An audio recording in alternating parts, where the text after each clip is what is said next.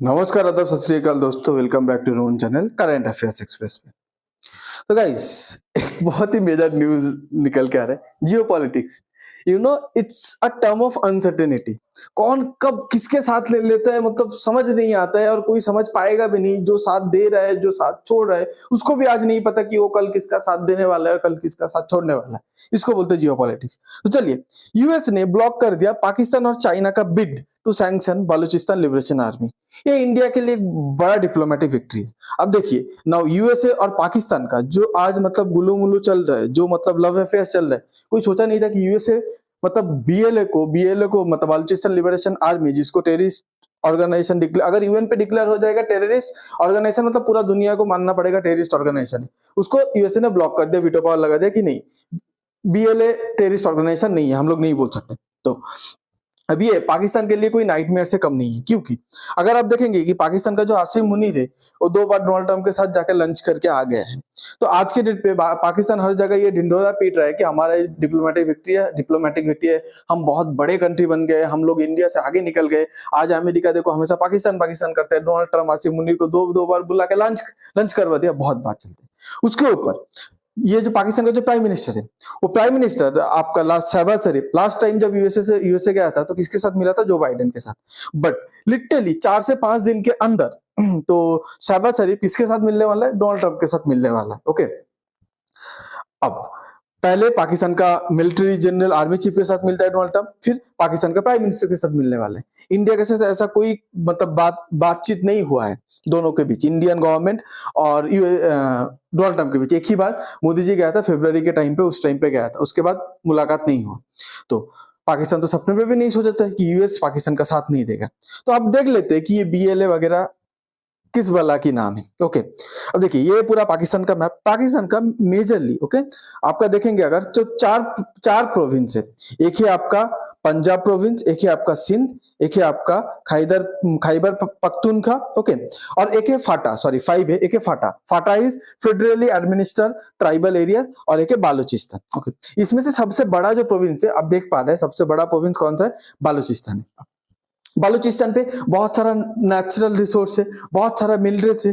बालूचिस्तान पे ऐसा बोला जाता है कि इन लोग एक्सप्लोर करेंगे तो ऑयल भी मिलेगा। और बालूचिस्तान पे सबसे मेन जो एक पोर्ट है वो है ग्वादर पोर्ट।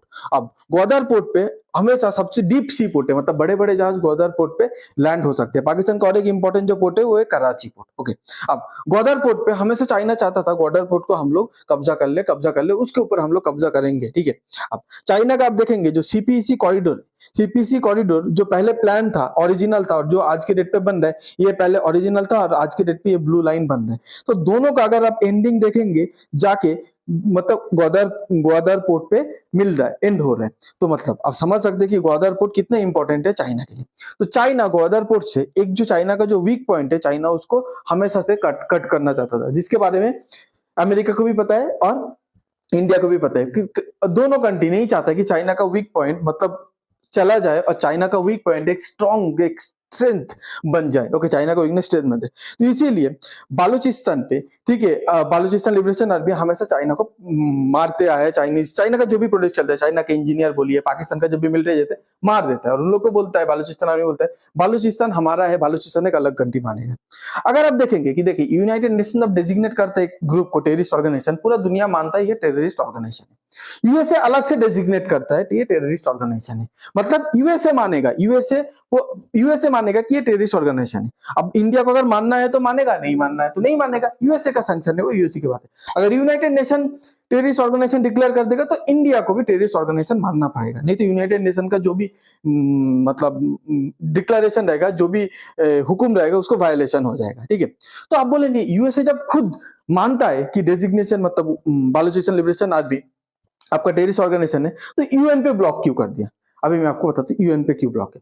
तो पाकिस्तान, ओके, देखिए, ये जो पाकिस्तान का मसूद अजहर था, ये एक टेररिस्ट था, सबको पता है। ये इंडिया पर पार्लियामेंट अटैक करवाया, मुंबई टेररिस्ट अटैक करवाया, जो भी। तो इसको जब भी इंडिया ने यूएन पे प्रस्ताव लेके आता था कि इसको डेजिग्नेट करना है ग्लोबल टेररिस्ट, चाइना और पाकिस्तान ब्लॉक कर देता था कि नहीं ये टेररिस्ट नहीं। इंडिया पूछता था क्यों ये टेररिस्ट नहीं, बोलते वो तो आप लोग का प्रॉब्लम है, हमारे पास सफिशिएंट प्रूफ नहीं है कि इसको टेररिस्ट डिक्लेयर करें। आज अमेरिका ने सेम वर्ड यूज किया कि हमारे पास सफिशिएंट एविडेंस नहीं है, प्रूफ नहीं है कि हम लोग बीएलए को यूनाइटेड नेशन पे टेररिस्ट ऑर्गेनाइजेशन डिक्लेयर करते हैं। ओके, अभी आप देखेंगे कि बालूचिस्तान जो लिबरेशन आर्मी इससे इतना परेशान क्यों रहता है, चाइना पाकिस्तान दोनों क्यों चाहते हैं इसको यूएन डेजिग्नेटेड टेररिस्ट बोलते हैं, क्योंकि यूएन डेजिग्नेटेड टेररिस्ट हो जाएगा ना तो इंडिया भी, मान लीजिए इंडिया अगर आज बीएलए को सपोर्ट करता है, एक बार कोई इसको क्वेश्चन नहीं कर पाएगा क्योंकि वो तो यूएन डेजिग्नेटेड टेररिस्ट नहीं, पर यूएन एक बार टेररिस्ट डेजिग्नेशन कर देगा, उसके बाद इंडिया का सपोर्ट करेगा तो इंडिया के ऊपर क्वेश्चन उठ जाएगा कि तुम्हें टेररिस्ट ग्रुप को, टेररिस्ट ऑर्गेनाइजेशन को सपोर्ट करता है। ये जो बीएलए है, आप देख सकते हैं कि बीएलए ने पाकिस्तान का एक ट्रेन, आर्मी ट्रेन जिसमें बहुत सारे आर्मी का ऑफिशियल था, कुछ दिन पहले उसको हाईजैक कर लिया था। हाईजैक करने के बाद जितना भी बड़े बड़े ऑफिशियल थे सबको मार दिया था। 18 to 26 जो हॉस्टेज बनाया था वो ट्रेन से, उसको मार दिया था। उसके बाद चाइनीज एम्बेसी इधर साफ साफ बता रहे कि बालूचिस्तान पे उनका जो सीपीसी प्रोजेक्ट चल रहा है, जब भी चाइनीज लेबर, चाइनीज इंजीनियर उधर काम करते, बालूचिस्तान उन लोगों का जो बस, जो चाइनीज इंजीनियर को अपने घर से, अपने क्वार्टर से और आपका साइट तक काम करने के लिए लेके जाते हैं, वो बस को बॉम्ब लगा के उड़ा देता है, बस पे सुसाइड अटैक कर देते हैं, बस पे फायरिंग चालू कर देते हैं, बस पे आरपीजी मार के उड़ा देते हैं। तो चाइना भी परेशान है बालूचिस्तान लिबरेशन आर्मी से, और कहीं ना कहीं बालूचिस्तान चाहते हैं मेरा खुद का देश बने। अगर आज के डेट पे देखिए, ये बात आज के डेट पे इतना बड़ा क्यों है, क्योंकि देखिए ऊपर से पाकिस्तान, ये जो बालूचिस्तान लिबरेशन आर्मी है ये पाकिस्तान का इंटरनल एक ग्रुप है जिसको बोला जाता है तहरीके तालिबान। तहरीके तालिबान भी इंटरनली कहीं ना कहीं सपोर्ट करता है, किसको सपोर्ट करता है, बालूचिस्तान लिबरेशन आर्मी को, और बालूचिस्तान लिबरेशन आर्मी भी तहरीके तालिबान को, तहरीके तालिबान पाकिस्तान को सपोर्ट करता है।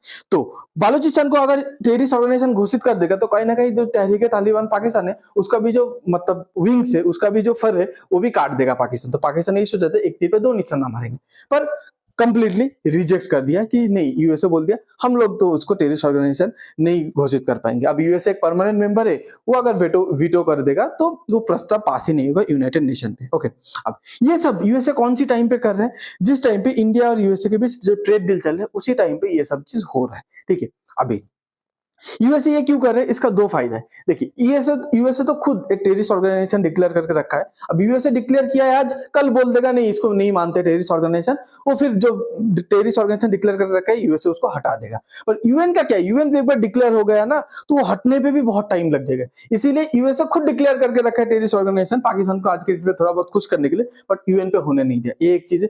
दूसरा चीज है, अगर टेररिस्ट ऑर्गेनाइजेशन डिक्लेयर कर देगा, अगर बीएलए के ऊपर प्रेशर आएगा, अगर चाइना मतलब उधर जीत जाएगा, ठीक है, बालूचिस्तान पे चाइना जीत जाएगा तो चाइना क्या करेगा, गोदावरी से लेके अपने काशगार तक डायरेक्टली पेट्रोल लेके चला जाएगा, डायरेक्टली अपना जो भी पेट्रोल है चला जाएगा। मलक्का स्टेट जिधर अमेरिका इंडिया का प्रेजेंस है, चाइना का मलक्का स्टेट के ऊपर डिपेंडेंसी खत्म हो जाएगा। ये ना इंडिया चाहता है ना अमेरिका चाहता है कि चाइना का डिपेंडेंसी मलक्का स्टेट से खत्म हो, क्योंकि दोनों को पता है कि इसका वीक पॉइंट है, चाइना का वीक पॉइंट है मलक्का स्टेट। आपको अगर ये वीडियो अच्छा लगता है तो please like share and subscribe.